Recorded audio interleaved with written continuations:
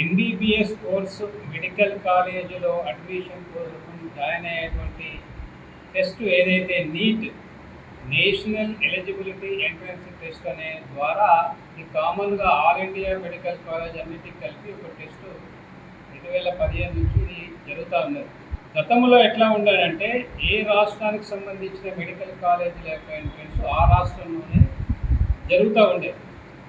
కానీ supreme court judgement తర్వాత అన్ని మెడికల్ కాలేజీలకు భారతదేశంలో ఉన్న మెడికల్ కాలేజీలు అన్నిటికీ కలిపి ఒకటే టెస్టు పెట్టడం జరుగుతుంది. ఒక్క రాష్ట్రంలో ఒకవేళ ఏదైనా అవకతవక జరిగితే పేపర్ లీక్ లాంటిది యావత్ భారతదేశంలో ఎంట్రన్స్ రాస్తున్నటువంటి 20 నుండి 25 లక్షల మంది విద్యార్థుల మీద ఎఫెక్ట్ పడుతుంది. ఏదైతే all India institute of medical sciences, Chandigarh medical college, defence medical college, Poona, JIPMER ఇట్లాంటి కాలేజెస్కి ఏంటంటే అప్పుడు గతంలో సపరేట్గా ఆల్ ఇండియా ఎగ్జామ్ ఉండేది. అందుకే అప్పుడు అవకతవకలు జరిగేది కాదు.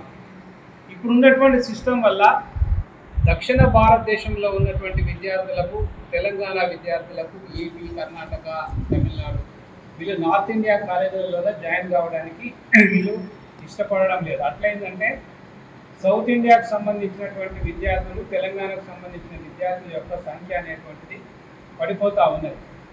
ఈ అవకతవకలు, ఈ పేపర్ లీక్ ఎక్కడ జరుగుతుంది? ఎక్కువ కూడా ఏంటంటే బీహార్లలో, గుజరాత్లలో, యూపీలలో, మధ్యప్రదేశ్లో, మధ్యప్రదేశ్లో ఇక్కడనే ఈ అవకతవకలు జరుగుతున్నాయి మెడికల్లో.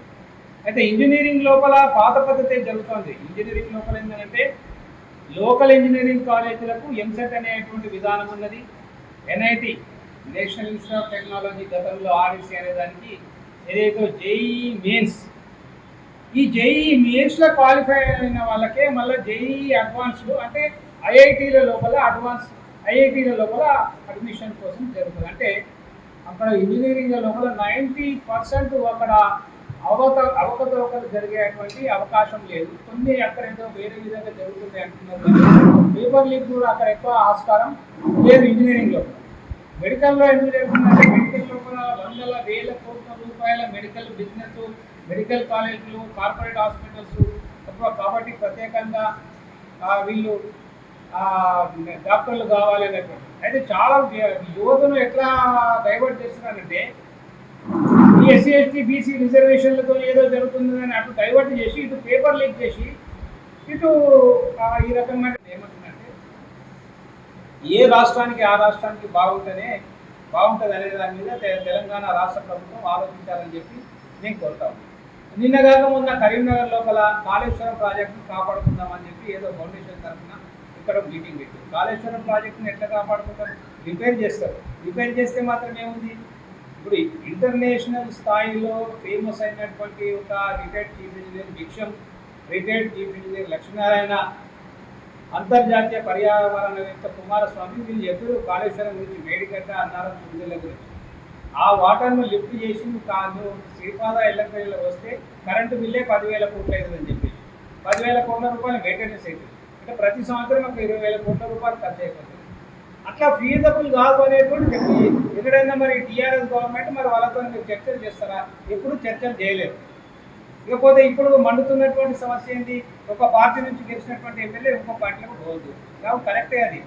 నేనైతే వ్యక్తిగతంగా ఏ పార్టీ నుంచి గెలిస్తే ఆ పార్టీలోనే ఉండాలని చెప్పినాను. కానీ ఇక్కడ తెలంగాణ లోపల ఒక దరిద్రమైనటువంటి ఒక కల్చర్ను కేసీఆర్ తీసుకొచ్చింది కదా.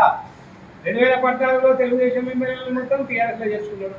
2018లో సిపిఐ పార్టీ, కాంగ్రెస్ పార్టీ 12 మంది, సిపిఐ పార్టీ అందరూ చేర్చుకున్నారు.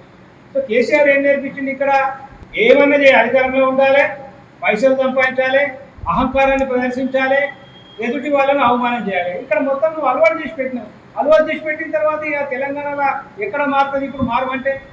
కాబట్టి ఇప్పుడు టీఆర్ఎస్లో ఏదైతే మాట్లాడుతున్నారో అంతా వాళ్ళు గతంలో అంత బహిర్గతంగా చేసినటువంటిది కాబట్టి అది ఇప్పుడే కంట్రోల్ అయ్యేటువంటి పరిస్థితి లేదు కాబట్టి అది మాట్లాడేటువంటి అర్హత వాళ్ళకు అసలే లేదు కాబట్టి ఇవన్నింటినీ కూడా తెలంగాణ ప్రజలు గమనించాలని అందరికీ విజ్ఞప్తి చేస్తూ నమస్తే, జై భీమ్, జై భారత్.